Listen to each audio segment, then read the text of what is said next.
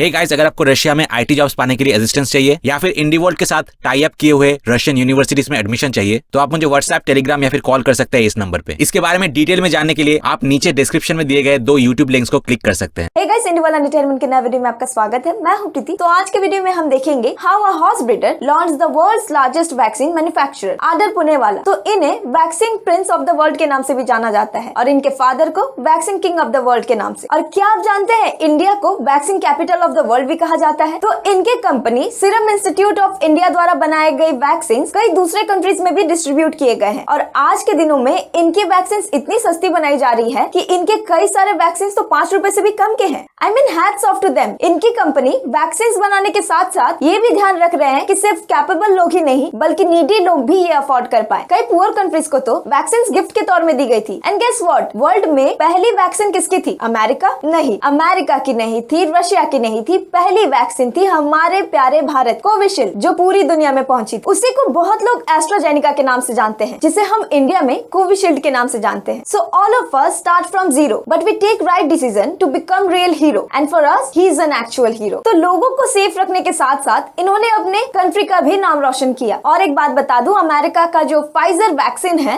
तो ये जब लॉन्च हुआ तो इसकी कॉस्ट $20 की थी। मॉडर्ना, जो कि एक अमेरिकन वैक्सीन ही है, इसकी कॉस्ट $25 की थी। लेकिन हमारी Indian vaccine AstraZeneca which we know as Covishield, इसकी कॉस्ट $2 की थी। जहां जॉनसन एंड जॉनसन भी $10 ले रहा था। रशिया की स्पुतनिक भी $10 की थी और बाकी सारे भी कोई सस्ते नहीं थे। इनके भी प्राइसेस $10 से ऊपर के ही थे। बट हमारी ही एक ऐसी वैक्सीन थी जिसे $2 में लॉन्च किया गया था। है ना इंटरेस्टिंग? तो चलिए इसके बारे में और उनके जर्नी के बारे में और अच्छे से जानने के लिए हम वीडियो देखते हैं और फिर वीडियो खत्म होने के बाद हम काफी सारे इंटरेस्टिंग कमेंट्स भी पढ़ेंगे। हे गाइस, अगर आप गेम लवर हो तो आपको ये गेम डेफिनेटली ट्राई करनी चाहिए। इसका नाम है द गेम ऑफ 7। ये काफी हद तक इंडियन चेस की तरह ही है और साथ ही ये काफी इंटरेस्टिंग और मजेदार गेम भी है। Then you should definitely try once. Link description में। तो चलिए शुरू करते हैं।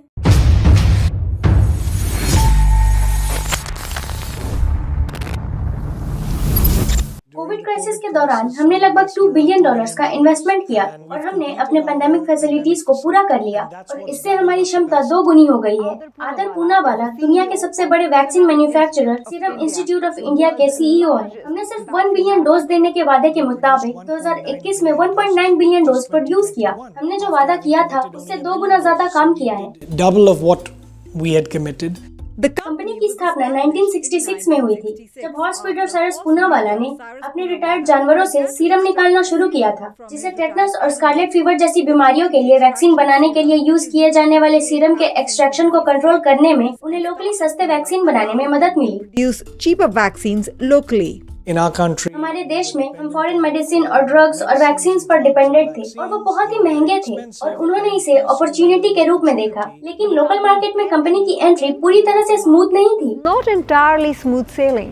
well, you know, in क्या आप जानते हैं कि उन दिनों परमिशन और लाइसेंस पाना काफी मुश्किल था। उनका कोई ट्रैक रिकॉर्ड नहीं था, कोई ब्रांड नेम नहीं था, लोग उन्हें नहीं जानते थे। उस समय में भी टैलेंटेड ट्रेंड साइंटिस्ट 40 साल पहले, 50 साल पहले काफी शॉर्टेज में थे। 50 years ago was in a huge shortage. Today, the आज सीरम इंस्टीट्यूट का बड़ा campus western Indian city Pune में 42 एकड़ या लगभग 25 फुटबॉल फील्ड में फैला हुआ है। उन शुरुआती दिनों से काफी आगे हैं, जब साइरस अपने स्टैट फॉर्म के कोने में एक छोटे से लेबोरेटरी में ऑपरेट करते थे। laboratory in the corner of a stud farm. In the future, future में अगर कोई और पेंडेमिक या बड़ी प्रॉब्लम होती है तो हम बहुत सारे वैक्सीन के डोजेस प्रोड्यूस कर सकते हैं। हम 3 महीने में अलग अलग टेक्नोलॉजीज में 1 billion dose viral vectors vaccine, messenger RNA vaccine को प्रोड्यूस कर सकते हैं।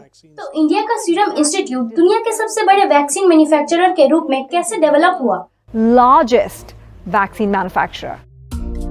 पेंडेमिक की शुरुआत में क्रिटिसाइज किया गया था कि वैक्सीन मैन्युफैक्चरर्स पेंडेमिक से लाभ उठा रहे हैं और पूनावाला फैमिली के फुली ओन्ड सीरम इंस्टीट्यूट को बैकलिस्ट से रिलीज नहीं मिला था। And the Serum Institute, fully owned by the Poonawalla family, wasn't immune. Listed institutes और दूसरे लोगों की तुलना में इसमें शामिल होना काफी आसान था, जिनकी अपने स्टेक होल्डर्स और शेयर होल्डर्स के प्रति अकाउंटेबिलिटी है। मेरे लिए $3 में वैक्सीन बनाना और इसे बहुत ही सस्ते प्राइसेस पर ऑफर करना आसान था। फॉर एग्जाम्पल, उन लोगों की तुलना में जिन्हें ज्यादा प्राइस चार्ज करना पड़ा था और उन्होंने अरबों डॉलर्स प्रॉफिट कमाया और मुझे लगता है कि ऐसा करने का उन्हें पूरा अधिकार है। मुझे लगता है कि ये प्रॉफिटरिंग और प्रॉफिट कमाने के बीच एक फाइन लाइन थी। दोनों के बीच ये अंतर होना जरूरी है कि ये हमेशा क्रिटिसाइज होगा कि किसी ने इतना ज्यादा चार्ज या कुछ भी क्यों किया, लेकिन आप जानते हैं कि आपके पास अलग अलग कॉस्ट पॉइंट्स हैं। हम भी ज्यादा प्राइसेस चार्ज कर सकते थे, लेकिन हमने ऐसा नहीं किया। हम पॉइंट से ज्यादा लाभ उठाना नहीं चाहते थे, हम बस एक ऐसा प्रोडक्ट बनाना चाहते थे जो एक्सेसिबल और अफोर्डेबल हो। पैंडेमिक से पहले भी सीरम इंस्टीट्यूट ने अपने किफायती वैक्सीन के साथ अपना नाम बनाया था। टेटनस वैक्सीन 1967 में कंपनी का पहला प्रोडक्ट था।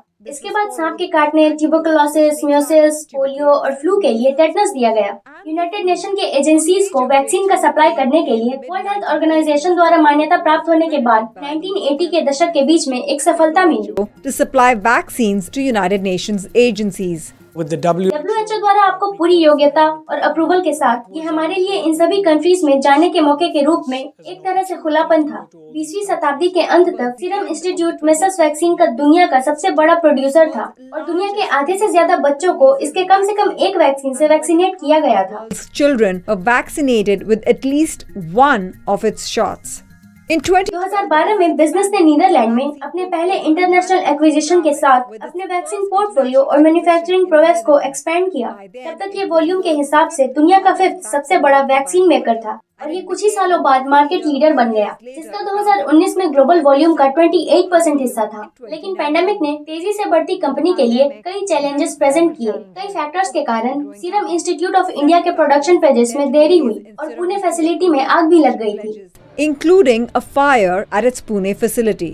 As a deadly 2021 में मार्च में इंडिया में पैंडेमिक की खतरनाक दूसरी वेव के रूप में सरकार ने अपने कोविड-19 वैक्सीन एक्सपोर्ट को रिस्ट्रिक्ट कर दिया और सीरम इंस्टीट्यूट को ग्लोबल वैक्सीन की कमी के लिए दोषी ठहराया गया था। आने वाले महीनों में इंस्टीट्यूट द्वारा अपने प्रोडक्शन कैपेसिटी में वृद्धि किए जाने से क्राइसिस खत्म हो गया, लेकिन आदर के लिए उन्हें मिली आलोचना ने उन्हें कन्विंस किया कि ये और बाद में कोई भी हेल्थ क्राइसिस अकेले दवा कंपनी द्वारा हल नहीं किया जा सकता है। शायद मैं नेव हूँ जो मैं ये उम्मीद कर रहा हूँ कि कंट्रीज और लीडर्स एक तरह की ट्रीटी पर साइन करने के लिए आगे आएंगे, जो कम से कम उन्हें पॉलिटिकली अपने कॉन्स्टिट्यूट्स को समझाने के लिए मजबूर करेगा कि रॉ मटेरियल्स और वैक्सीन डोज को शेयर करना इतना जरूरी क्यों है। एक हार्मोनाइज्ड रेगुलेटरी प्लेटफॉर्म है, ये एक पॉलिटिकल कमिटमेंट से ज्यादा है, जैसा आपने क्लाइमेट चेंज और दूसरे एरियाज पर किया है। On climate change and other areas, जब महामारी कंपनी के एग्जीक्यूटिव ऑफिसर के रूप में आदर की सबसे बड़ी चुनौती थी, तो उनके पास शामिल होने का 2 दशकों का एक्सपीरियंस था। भले ही उनके पिता ने कंपनी की स्थापना की थी, लेकिन आदर को कंपनी में रोल हैंडओवर नहीं किया गया था। कंपनी में अपने पहले दशक में आदर ने 2011 में सीईओ के रूप में भागदौड़ संभालने से पहले कई डिपार्टमेंट्स में काम किया है।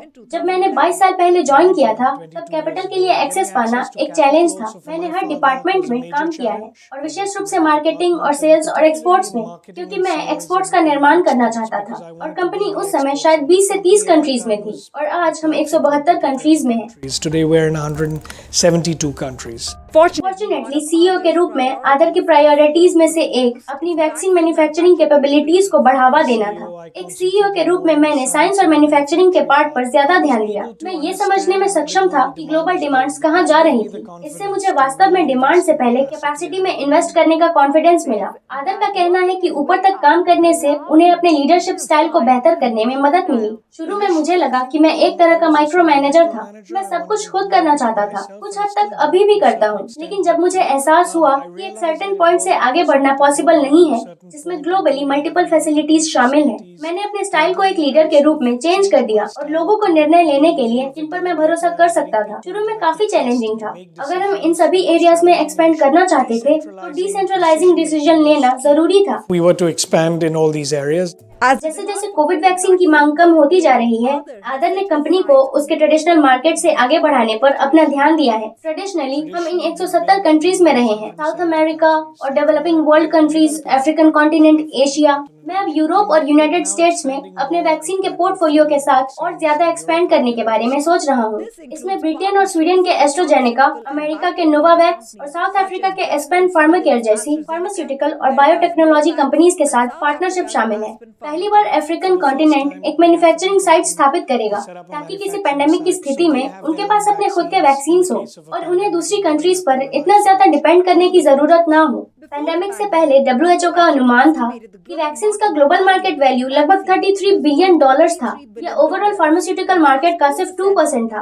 और ग्लोबल कंसल्टिंग फर्म PwC का कहना है कि वैक्सीन की मांग ज्यादा रहेगी क्योंकि कोविड-19 स्थानीय हो गया है और नए वेरिएंट्स निकल कर सामने आए हैं। हम मैसेंजर RNA स्पेस सहित अपने वैक्सीन पोर्टफोलियो को एक्सपेंड करने के बारे में सोच रहे हैं। हम विशेष रूप से इन नई टेक्नोलॉजीज को हैंडल करने के लिए एक क्षमता का निर्माण कर रहे हैं। हमारे US फर्म ग्रीनलाइट के साथ पार्टनरशिप है जिसे ये टेक्नोलॉजी प्लेटफॉर्म मिला है और हम कुछ नए टेक्नोलॉजीज को देखेंगे जिन्हें उन टेक्नोलॉजीज के साथ डेवलप करने की जरूरत हो सकती है। आदर का कहना है कि वो ग्लोबली सप्लाई चेन क्राइसिस के बारे में भी प्रोएक्टिवली सोच रहे हैं। हमने अपने सप्लाई चेन को मजबूत करने के लिए छोटे छोटे एक्विजिशंस किए हैं। इनफैक्ट हम चाइना से बहुत ज्यादा इम्पोर्ट नहीं कर रहे हैं। हम अपने बहुत सारे रॉ मटेरियल्स यूरोप और USA से इम्पोर्ट कर रहे हैं। हम इंडिया में डेवलप कर रहे हैं। सप्लायर्स जो अब हम दुनिया के दूसरे पार्ट से इम्पोर्ट कर रहे हैं उसका रिप्लेसमेंट कर सकते हैं। इन एक्विजिशन में वायल और सिरिंज जैसे पैकेजिंग प्रोडक्ट्स के सप्लाई को बेहतर तरीके से मैनेज करने के लिए जर्मन स्पेशलिटी के ग्लास मेकर स्कॉट की लोकल सब्सिडरी में 50% पार्टनरशिप है। मैं काफी ज्यादा राहत महसूस कर रहा हूँ कि कोविड पैंडेमिक खत्म होने वाला है क्योंकि मैं अपने पाइपलाइन में उन वैक्सीन को वापस पा सकता हूँ जिन्हें मैं पिछले कुछ सालों से डेवलप कर रहा था। HPV, मलेरिया और कुछ दूसरे मेनिंजाइटिस वैक्सीन की तरह। Malaria and some other meningitis vaccines.